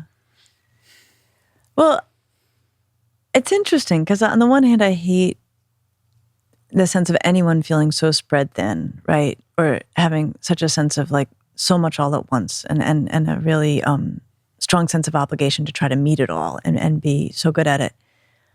On the other hand, a way we could turn this a little is like how wonderful that dads are now under the umbrella of also being in the nurturing role. You know, how sad that there was a period where dads were not included in that tent, you know, of being a nurturer within the family. And what I would say is, again, our kids are not in the house that long. It's short. It's really short. And I have a pretty high tolerance for the idea that in the 18 years or so that they're living in our homes, we're going to be spread pretty thin. And it's easier, I think, to tolerate that if you're like, this is really time limited. Like, I'm not doing this long. And then if there's a day where any parent of any gender is feeling like I didn't bring my A game at every single thing, what I would say is warmth and structure. Those are the two things we're trying to provide. I don't think you can get an A+ on both on any day, because often you're doing one or the other. They're trading off against each other a little bit. So if you can go for like a B average, B- average, B+ average, like on your warmth and on your structure, your ability to be present and engaged in a loving way with your kids, your ability to help create a predictable environment, kids will do the rest. Like I think one of the coolest things about my job is that sometimes I will, in school consultation work, I'll know a kid for a long time, and then I'll meet the parent and I'll be like, wow, this kid is doing so well in light of who these parents are, right? Like, that's a recurring theme in the book too. Yeah. It's like you meet with the kid and the parents are all freaked out and you're like, actually the kid's got this dialed and like you people are the ones who need to get your shit together. A little bit sometimes. Yeah. And so what I hope parents take away from that is like a sense of reassurance of like, really, like kids bend towards health. Kids are often fundamentally adaptive, or if they're not getting it at home, they will get it somewhere, right? I mean, so many of us thrived in homes where life at home wasn't what it was supposed to be, but we found fabulous teachers or fabulous mentors. So I know for sure that guilt does not improve parenting and fear does not improve parenting. And so if those of us who are raising teenagers can try to keep those two things under control, we'll just do a better job. I think I have an inner teen because I do the best that I can as a dad and then I misstep and I fuck and like, oh, I didn't handle that great. And then I go on Instagram and I scroll through and I see like there's a lot of super dads in my feed who are, who post reels of them being amazing dads, doing amazing things. And then I feel like shit. I feel like terrible dad. And I'm like, I'm doing the thing that I'm like in my, I'm like trying to get my teen to stop doing, I'm no better than any None of us are. Okay, but so then again, like comparing myself. What a great way then to have a conversation with a teenager about it, right? That we're not above the exact same thing that we're wishing they would do less of, right? And that's how you actually have an effective conversation with them. I talk about this in the book, like having a conversation with a group of teenagers where I was like, oh man, my relationship with social media, like it's like a slot machine. Like I'll go on and sometimes like I get lucky and I find something that makes me happy. And sometimes I go on and there's something that makes me miserable, or often I go on and like, I'm just scrolling and I don't want to know what I'm looking for and I'm not finding it and I'm wasting time. I find those conversations with teenagers are the most fruitful conversations with teenagers because we are bearing the reality that we all struggle to manage these technologies well. Right. And then you can actually have a real conversation. Yeah. I liked how in the book you kind of address trying to establish parity between parents in terms of emotional availability, right? Like this idea that, a kid will like pivot to one parent, like this is the person that I can open up to, but I can't to the other person. And then that creates all kinds of like communication confusion, and it's sort of destabilizing. And I know that, like, you know, that there's going to be natural aspects to that. But as a dad, like trying to make sure that my kid knows that I'm available for that, and trying to find ways of, you know, getting in so that they feel safe talking to me just as much as they would their mom. And not always being successful at that, but that was helpful. Good. I mean, there's always division of labor in families. That's okay. What I was kind of new to me in the research as I was working on the book was especially in what you're describing about the importance of dads being available to boys to talk about feelings. And, you know, we know that boys are socialized to not talk about emotion as much as girls are. And we know that that comes at a cost to them. And one of the things that came clear as I was working on the book is that for a lot of boys, especially around like middle school, as they're starting to consolidate a sense of masculinity, a lot of them decide that talking about feelings is a girl thing to do.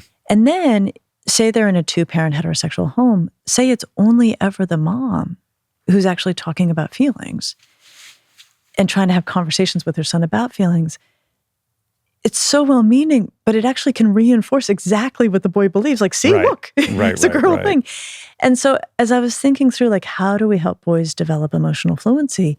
Really, really, like, the men in their lives, whether it's dad or teacher, coach, you know, any variety of men, need to be the ones talking about their own emotional experiences and then asking boys about theirs if we are going to work against the stereotype that feelings are for girls. That's such a powerful point. Yeah. I stumbled upon it. Like, I really had not thought about it until I sat down to work on this book. Yeah. The other kind of amazing thing that jumped out to me about boys was around your discussion relating to how girls sort of mature more quickly, like 2 years beyond boys at a certain, you know, stage of adolescence. But then you have these people in the same classroom and boys being competitive and then just getting trounced by girls because they're more developed than the boys. And then what that does to boys' self-esteem, you know, kind of telling them that they can't measure up to these girls, and then their inability to communicate their emotions and their feelings, particularly to a male role model. And, you know, what is that, you know, how does that bear fruit later in life?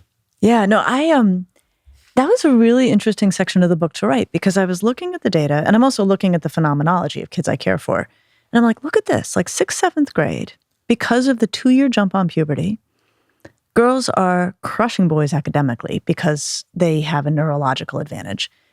But on top of that, and we don't talk about this very much, they're also taller, stronger, faster for the most part, like just on average. And so these poor, I feel like I could have called the section, like, it's really hard to be a 6th grade boy, right? I mean, because they're getting beat at recess, and then they come back into the building and they're getting beat in the classroom. And, you know, it levels out, it changes over time. But in that juncture, it's really hard to be a 6th grade boy. And of course, the girls are developing. And it's also the exact same moment where we see sexual harassment begin in schools.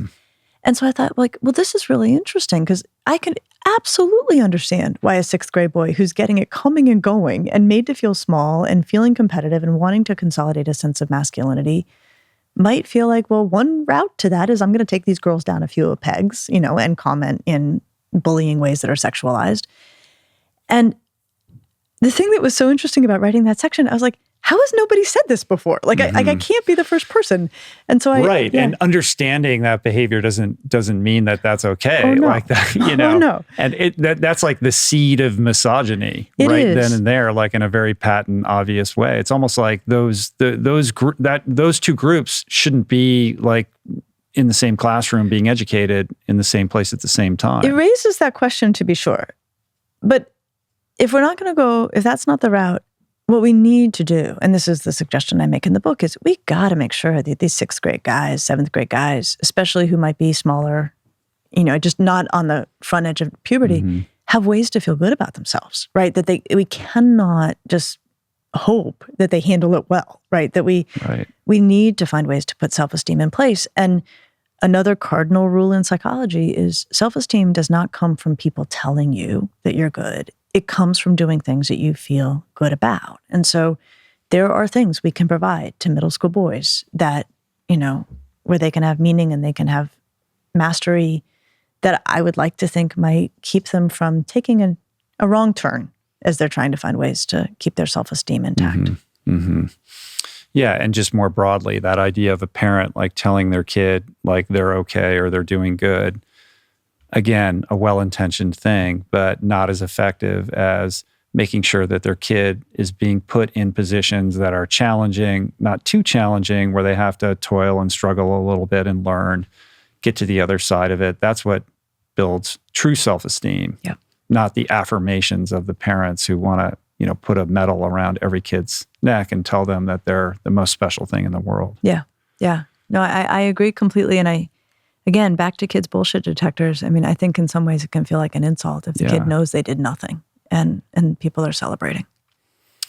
The final thing I want to explore with you before I let you go is this very interesting era that we find ourselves in around gender, as you call it, expansiveness, right? Like it does seem, like I'm an old fuddy-duddy, that we're in a period of time in which gender fluidity is, something that is suddenly, if not ubiquitous, is certainly a mainstream thing. And more young people are identifying in new and unique ways.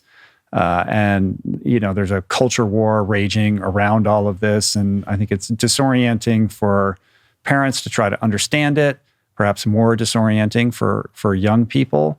But it's certainly a fascinating phenomenon that is unprecedented, at least, in our lifetimes. Like I haven't seen this. And so I'm curious about, like, is this something that's always been there, but just there hasn't been a culture permissive enough to allow people to be comfortable expressing themselves in this way? Is this something different? Is what's driving this?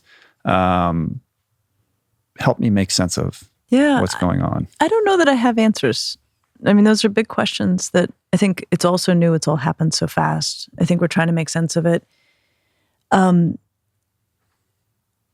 could tell you what I would watch out for, though, which is a single explanation or anyone who wants to make it simple.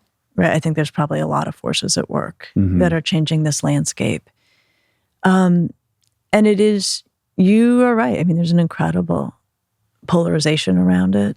There's a lot of, very, very vehement disagreement about how it should be addressed, how individual families should address it, what laws and policies should be around it. As I watch the controversies around it unfold, with people having very strong opinions, like about whether we should, how we should respond when a young person expresses that the gender they were assigned at birth doesn't feel like the one that's right for them. What I always fall back on is how we think as clinicians, which is there's nowhere in the care of young people when a young person comes up against a difficulty in the world or not fitting in the world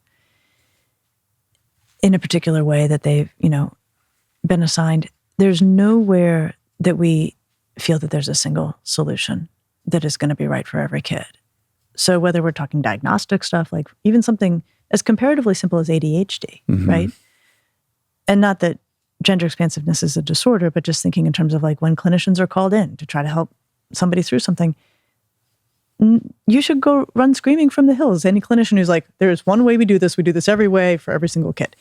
So what I think as a clinician is, for every kid and family going through this, they deserve what we would give every kid, what we should give every kid for any concern that arises, which is a very careful consideration of the specific circumstances of that child, that family, the forces around them, the resources available to them psychologically and otherwise, should be married with clinical experience, clinical understanding to try to figure out what the path is most likely to be, most useful path for that particular young person. And so as I hear these controversies unfold, I feel like anyone who tells you there's one way this should go down, I wouldn't trust that about gender expansiveness or anything about a kid. And then that's how I try to think about it clinically. Yeah, I mean, there's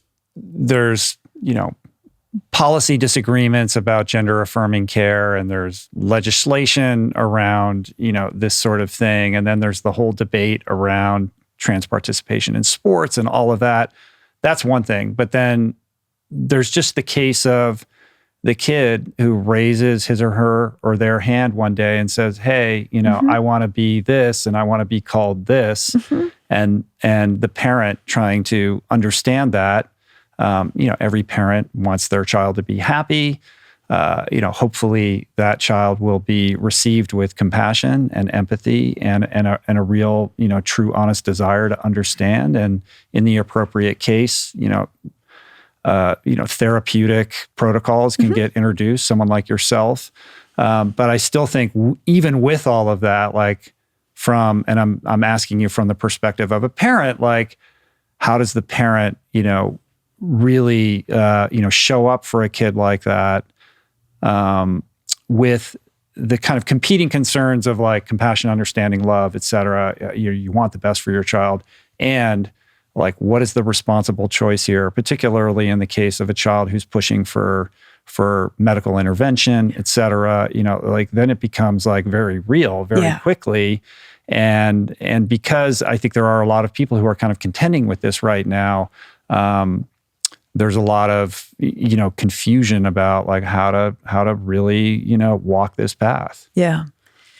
So there's a simple answer that is true, which is we do have data showing that for parents to take an affirming stance will be the thing that most protects that child's mental health. So what you're talking about, being compassionate and attentive, that the data bear out, in terms of protecting the mental health of that young person, that is the response that parents can bring that will make the biggest difference. Then the question of affirming, can then start to go into very complex territory about what that means, and especially when we're talking medical interventions.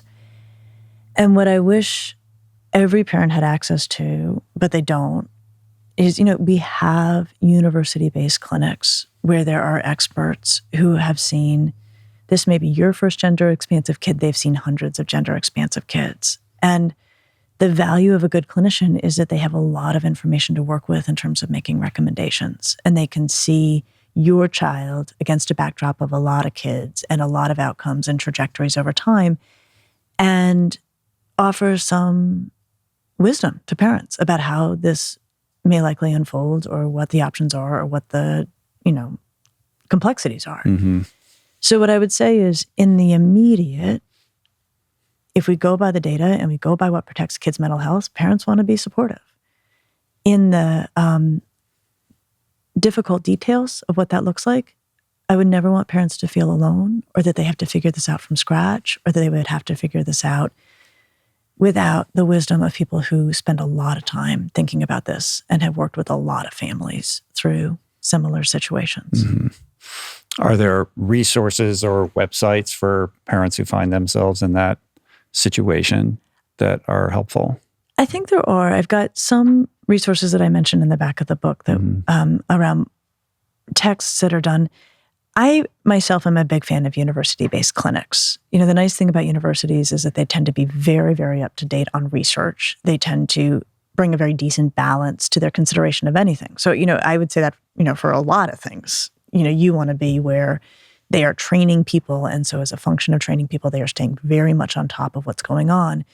So what I would say is, for a parent in this position, if they can access a university-based resource center, that will usually be the most reliable and the most current body of wisdom. Yeah, that's helpful. Thanks. As we round this out, I guess the final, question that I would have for you, with all of the kids that you treat, and the many years that you've been in this, and all the school you go and you speak all the time at these schools, you're interfacing with parents and young people. What do you think are the the low-hanging fruit of like parental mistakes, like the things you just see all the time, and you're like, haven't we gone through this? Like, come on. Like, what, you know, what's the like the one thing that you wish parents, like if they were to take away one thing from this conversation, like stop doing that, or maybe do a little more of this? I'm so glad you're asking. Here's what I would say. When kids come our way to tell us they are upset, which they often do, teenagers, especially talkers, are good at this. Overwhelmingly, all they want and all they need is for us to listen and be empathic in response, for us to really tune in. The way I try to do this as a parent is if one of my daughters is telling me she's upset about something, I'll picture she's a reporter and I'm her editor, and she's reading me the article of her distress, and that when she gets to the end of the article, I just have to produce the headline. Like I have to have listened so intently that I can distill it and summarize it and add nothing and give it back to her. So really all they want is that level of listening. And then truly, Rich, like the number one thing I say in my home more than anything is like, oh man, that stinks, right? Just sitting and empathizing in response. That is overwhelmingly what teenagers are looking for. And so often, and I do this too, what they get instead is advice. Right? Like they tell us what's wrong and we're like, well, you know. And one of my younger daughter said to me, she said, Mom, I can tell from the look on your face when I'm talking to you, when you stop listening, you've come up with the thing you're going to say to me by way of advice, and you're now just waiting for me to pause. Right. You're just like, okay, let me just wait until this is over, and then I'm gonna throw the zinger. Drop some wisdom on you. Yeah. So what I would say is, it's very rarely what they're looking for or what they want or need, and it usually actually ruins a moment that could be going quite a bit better. So curiosity plus empathy, or just empathy, is, I would say, overwhelmingly the most effective and also wanted response when teenagers come our way with their distress. Beautiful. I love it. You are a gift. I think the work you're doing is so important, and I really appreciate you coming here today to share your wisdom and experience. You are the teen whisperer. Such an honor. Such an honor to be here and with you. Thank you. Everybody pick up The Emotional Lives of Teenagers. Also, Lisa has a podcast, Ask Lisa. Yep, The Psychology of Parenting. And what's great about that is that it's subject specific. So if you're a parent and you're like, God damn it, my kid did this one thing, or like this thing happened, I just don't know how to deal with it. You can scroll through her catalog, and chances are like it's a question that's come up that she's talked through. And I have relied upon this resource successfully. So check that out. And anything else you want to point people to? I have a website, drlisadamour.com, and what I've tried to do is design it so that people can really find the resources they're looking for. I have it in 6 sections, and for every section there are articles, podcasts, TV work I've done. I want parents to feel like that website is actually like a catalog of utility for them. Yeah. That's great. And you are here in LA. You spoke at a school earlier today. You came here, and now you have to go back to that same school to like talk again. Like this is what you do. This is what I do, and it's. I am so fortunate that this is what I get to do. Well, you're always welcome here, and thank you again, and best of luck. And if I can be of service to you and your mission, please let me know. It's I really so great appreciate work. that. Thank you. Cheers. Peace. Lance.